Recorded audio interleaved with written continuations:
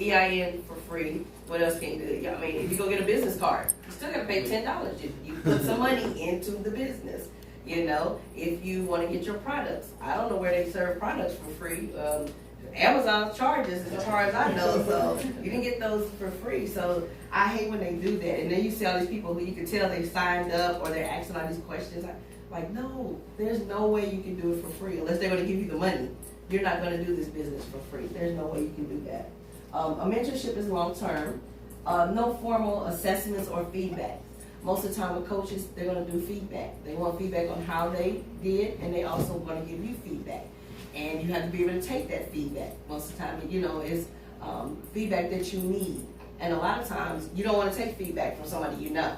It's a lot better when it comes from someone you don't know to give you feedback. Because, you know, we tend to have a little attitude sometimes with someone we know, like, they don't know. They're just trying to tell me that they're discouraging me or something like that, you know. So I find it easier if you find someone who, you know, you don't know to do that. You don't have to have planned meetings. Sometimes a mentor is someone you can just call up, you know, and say, hey, let me ask you about this. You know, you have that type of relationship to be able to do that. Usually they're a support system for you, and also if you know someone who's in your business who's doing very well, you might want to contact them. And also, I didn't put on here, but a mentor or a coach could be someone who is not in your city and not in your area. Actually, my coach lives in Maryland. So, because you can do a lot of online things now. So she's my coach and she lives in Maryland. So they don't have to be in your city. What is a coach? And we just kind of went through that. Task focus to achieve certain goals. Coach, whether it's a transformational coach, life coach, or business coach, they are going to have you write out what is it you want to achieve in the next 3 months, or the next 6 months, or the next year. That's what you're going to work on. That's what you're going to focus on. What I noticed when I first started my business is that we write all these things out and we try to do so much and we try to get all this stuff done. And with a coach, they're going to have you write out, no, this is what you're going to focus on for this 3 months. This is what you're going to focus on for 6 months. So they kind of keep you grounded so that you don't be all over the place. Because when you start a business, you're excited, you want to get it done, you're trying to do all these things. Like I said, if you're on social media, whew, everybody's coming to you. They got a class, they got this, they got that, they want to offer you this. So you'll be all over the place trying to sign up for things. You know, you kind of have to just slow it down and pace yourself. So a coach will help you do that. It's a little more formal. Like I said, you may not know the person. It may be somebody who you may sign up with online. I have seen that a lot of online coaches are very, very good. One lady that I know I did some business with, she went to one of Tony Robbins' had one of the things he did, and he was speaking, and I told her, good for you, I'm going to watch him on YouTube, because those $10,000, $20,000 sessions, I can't afford to give him that. I'm just going to use YouTube. But he does say some great things, and he is very motivated about what he does and what he says, and he is good. There are a lot of them out there, and so you just have to know that if you're going to sign with a coach, they don't have to be local. They can be someone online. That's why we have Skype and FaceTime and everything else, Zoom, Meetings to Go. That's why I usually use Meetings to Go with my coach to speak. So, and that's very helpful. I just learned that in the last couple of years about how we can do things online with coaches, and we don't have to have someone, you know. Because at first I was looking for someone like, who do I know here that's a certified life coach, you know. So I really didn't as I was going through my courses for it. And then as I was online and I saw she had people who are all over the United States that, you know, go to her for coaching. So that was really good. Again, it's short term. You get developed in certain areas. Sometimes a coach can see areas you need to be more developed in your business, because they're going to ask you more questions about it. So they want you to be focused. They promote your skills. Always tell you what you're doing good, maybe what you need help on. So they want to be, and they're honest with you. A coach should be honest with you. They will give you feedback, as I said, and then a coach decides the agenda, how you're going to set it up, what you're going to do for the 3 months or the 6 months. If you're going to sign up with a coach, seeing a coach one time probably is not going to do it. You're going to need to do at least 3 sessions with someone in order to get where you need to get to. Maybe those 3 will take you to the next level where you need to go. Maybe they won't. You might need them a little longer.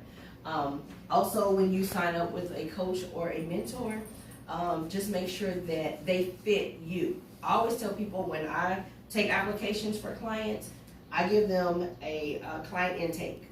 and then I have them ask me questions. We do a one-on-one. Because I always tell them, I may not be for you, and you may not be someone that I need to be working with. We're not for everyone. You can't just go out and pick someone and think this person is going to work well with you. Sometimes you all may not be able to work together. They may be going in a different direction than where you're taking your coaching sessions or your business. So just know that you know, it's someone that you can connect with, and you know that connection. And once you do their intake or questions, then you feel like, okay, I think that they're going to help me, you know, go further with my business or take me to the next level. Because at the beginning, I did so many little coaches here, and they had little classes that I paid for this online. And I got on here and I got on the, you know, phone or wherever they had their webinars and stuff, and I was like, what are they talking about?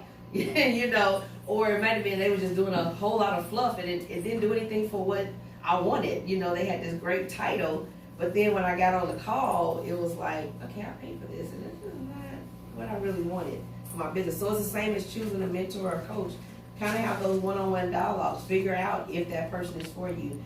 I always tell people, my feelings are not hurt if we talk and you say, well, maybe I think I need to get another coach. That's fine. I want you to do what's best for you, for your business to go forward, because we may not have that connection then for you to go forward with. So that's always good to know that.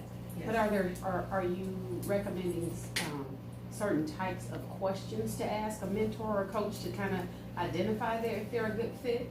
So you don't end up in a situation where you have the first meeting and then all of a sudden, like, oh my God, who are you? Well, I always say that, first of all, like I said, if you're going to get a mentor, I recommend a mentor is someone who has the same business that you're going into. I recommend that for a mentor. Because like I said, a mentor is going to be more long-term. So you want someone who knows what they're talking about, and someone who has reached the level that you want to get to in that business. I would say to choose them. As far as a coach, I think you need to find out, okay, what are your plans for me for the next 3 months? How are we going to go forward? When are we going to meet?